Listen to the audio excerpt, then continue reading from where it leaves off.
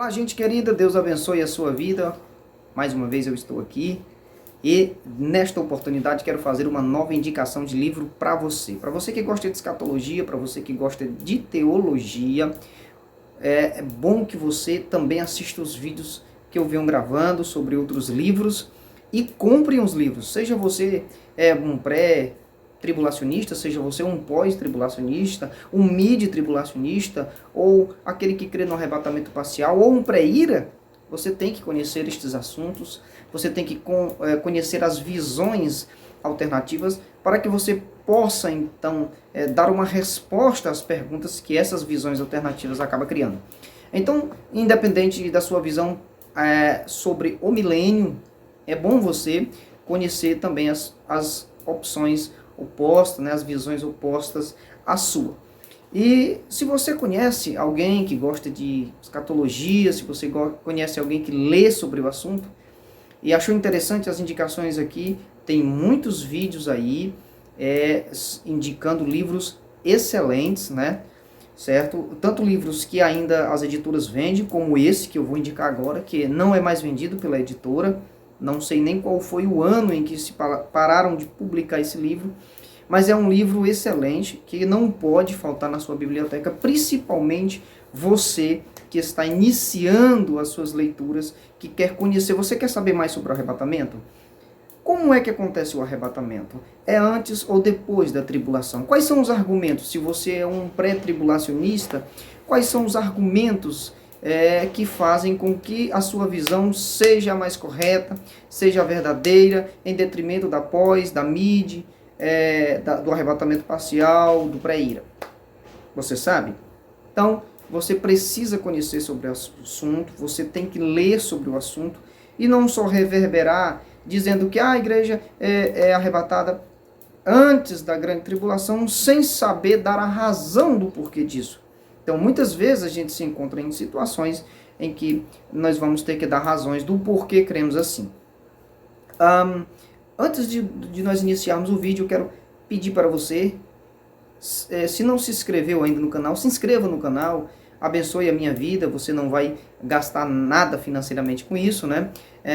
Eu também não vou ganhar nada financeiramente com isso, mas para mim é muito importante que mais pessoas assistam, que mais pessoas compartilhem desse momento, aprenda mais também.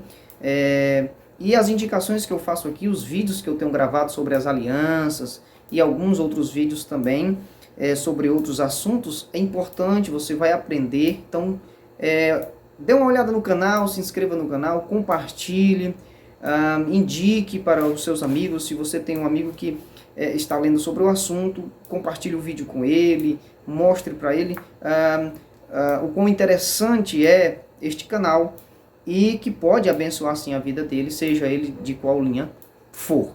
O livro que eu tenho em mente, não se esqueça também de curtir o vídeo, certo? Compartilhar em suas redes sociais, e Deus vai abençoar e recompensar a sua vida mais e mais.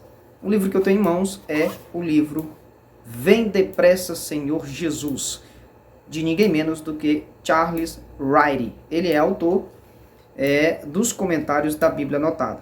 Vem Depressa, Senhor Jesus, o que você precisa saber sobre o arrebatamento. Esse é o livro que eu tenho em mãos neste momento. Lembrando que eu só indico livros que eu já li, certo? Há muitos livros que eu li, que eu ainda não indiquei, mas eu só indico os que eu leio.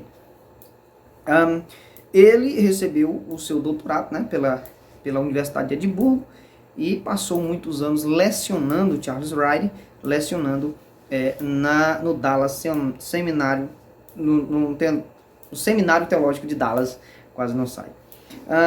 O Seminário Teológico de Dallas, que foi fundado pelo Dr. Chafer, né? E Charles Wright, também é importante destacar, que é um dos responsáveis, juntamente com John Walvoord e alguns outros mais, da revisão do dispensacionalismo, certo? O dispensacionalismo clássico e o dispensacionalismo revisado, há algumas diferenças básicas entre esses dois dispensacionalismos, certo? São dispensacionalistas, mas houve assim um acerto de alguns pontos que precisavam ser dados para que a doutrina ficasse ainda melhor sistematizada, certo?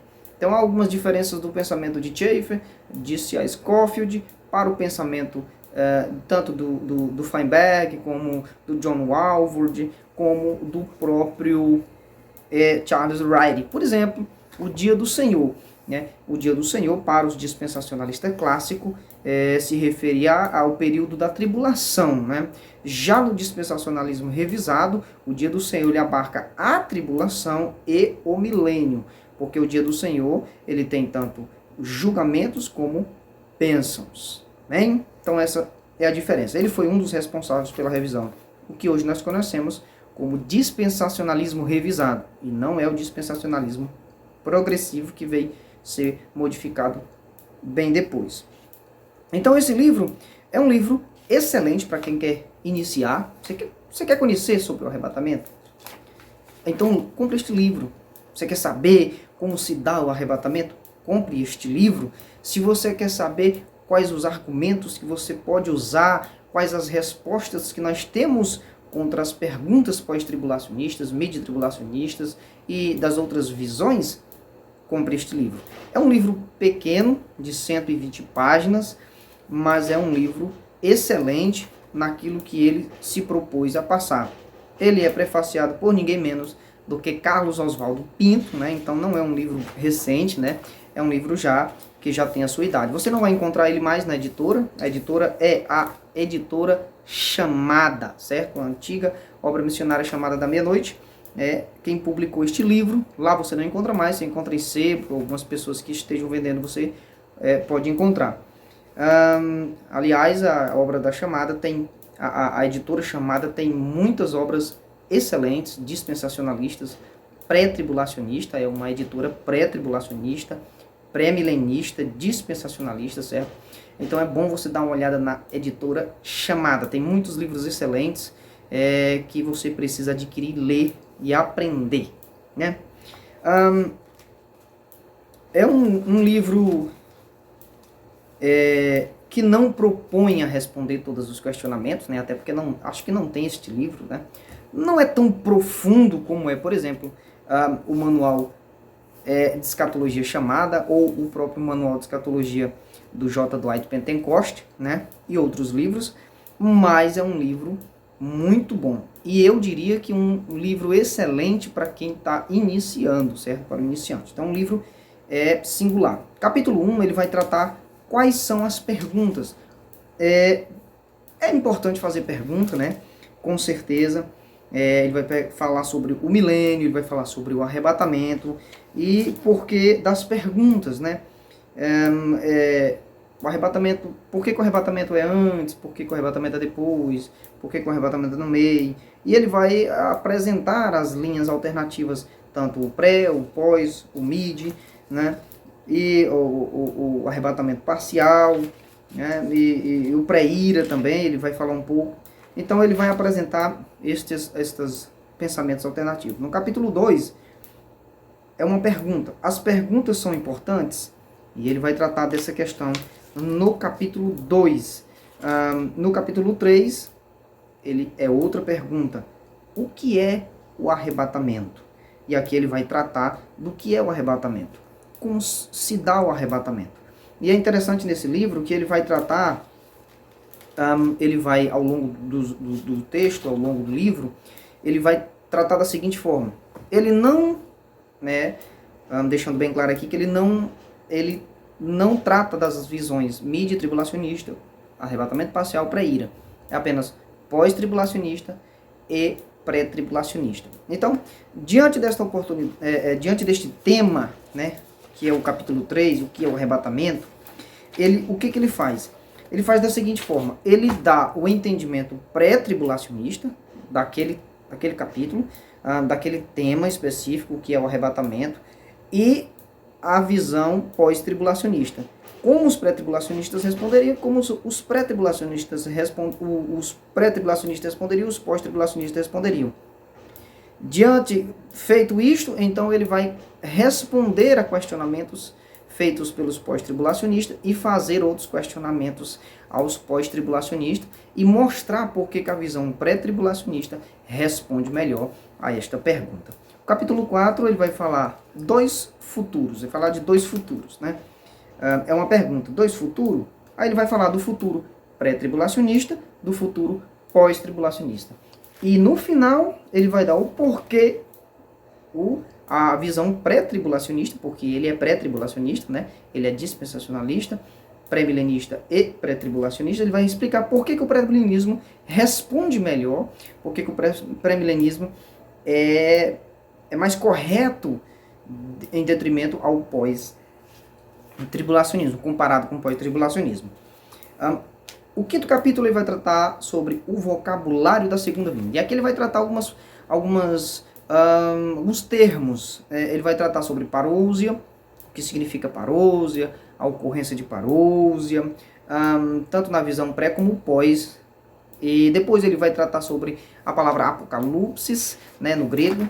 E depois ele vai tratar da visão epifaneia, do termo epifaneia. E ele vai explicar esses termos, dando o significado dos termos e chegando à seguinte conclusão: nenhum destes termos por si só indica se o texto está falando do arrebatamento ou se ele está falando da segunda vinda, certo? Então, por si só, você não pode fazer uso do termo apocalipse, ou epifaneia, ou parousia, para dizer, aqui está usando o termo parousia e então se refere à segunda vinda ou se refere ao arrebatamento. Não, ele chega à conclusão de que esses termos por si só não chegam a nenhuma indicação de se é pré ou pós-tribulacionista o arrebatamento da igreja.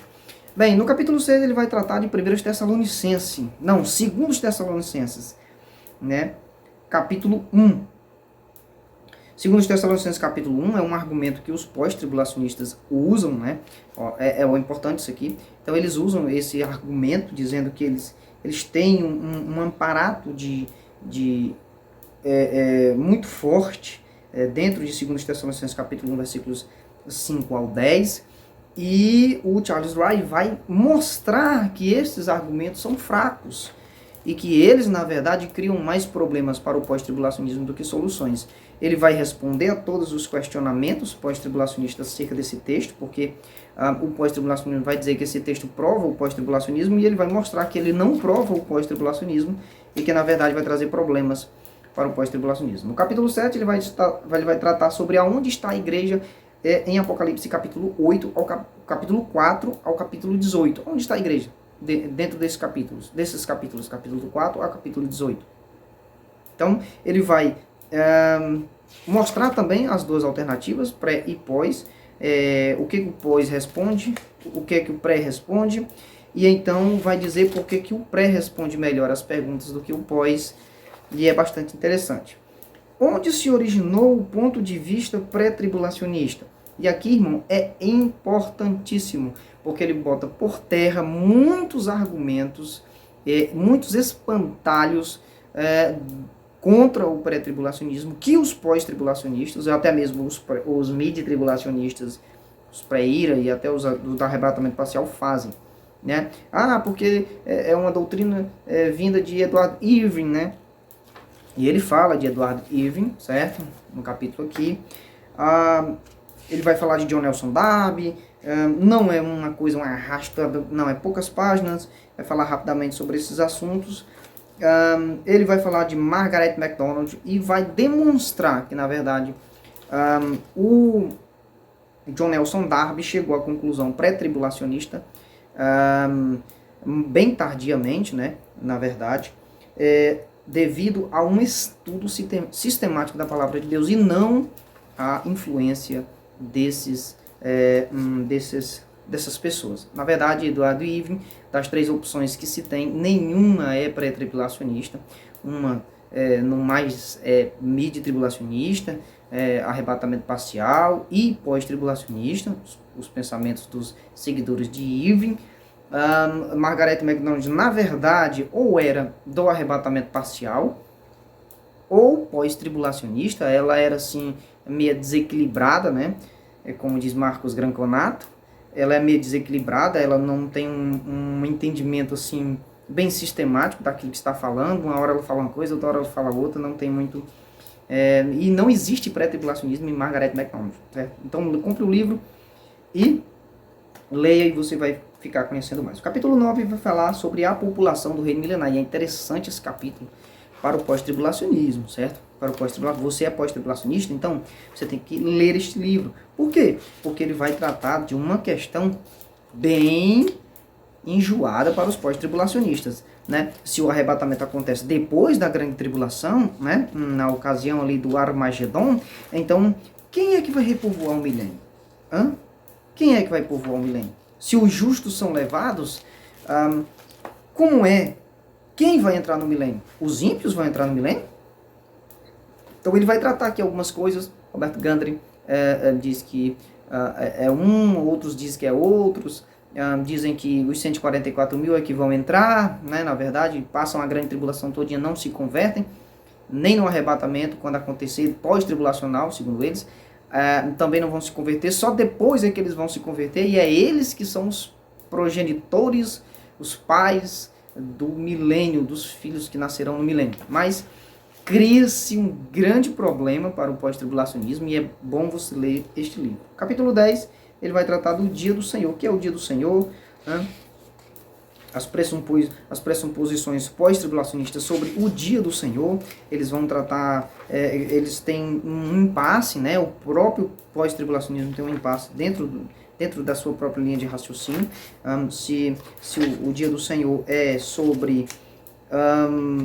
o dia do Senhor é sobre começa no começo, logo depois do arrebatamento, quando começa o dia do Senhor, porque a pergunta mais importante não é quando ele finaliza, sim quando ele começa. Quando é que começa o dia do Senhor? Se ele acontece depois do arrebatamento, cria-se outro problema. Por quê? Porque 1 Tessalonicenses, capítulo 5, vai dizer que tem que estar em tempo de paz, tempo de bonança, de calmaria, né? E no final da tribulação a gente sabe que vai estar em guerras, tribulações, aflições. Então é uma coisa um pouco difícil de chegar a um consenso, de poder unir. Muito difícil. Capítulo 11 ele vai tratar ira para arrebatamento. E aqui ele vai tratar... bastante importante do capítulo 3, versículo 10 de Apocalipse, certo? Ele vai explicar por que aquele texto é melhor explicado pelo pré-tribulacionismo. Eu acho um dos argumentos mais fortes do pré-tribulacionismo. Até hoje não vi ninguém responder a estes questionamentos, a este texto, de forma cabal, de forma a não deixar dúvida. Eu acho o pós-tribulacionismo muito fraco. É uma doutrina, não é sistemática, eles nunca sistematizaram a sua doutrina, eles se perdem na cronologia, tanto é que muitos vão dizer que a igreja vai ser protegida na tribulação, outros uns dizem que ela vai passar pelo período do Armagedon, já outros dizem que ela será arrebatada antes do Armagedon. Enfim, eles têm muitos problemas. Eles mesmos divergem entre si sobre muitas questões simples, porque justamente eles não param para sistematizar sua doutrina. Então, esse é o livro, certo? Vem depressa, Senhor Jesus, o que você precisa saber sobre o arrebatamento. Você só vai encontrar em sebo, livraria chamada Não Tem Mais Ele, mas eu indico bastante esse livro para você que está iniciando, é excelente. Fica na paz do Senhor e não esqueça de curtir, de compartilhar o vídeo e de se inscrever no canal. Deus abençoe a sua vida.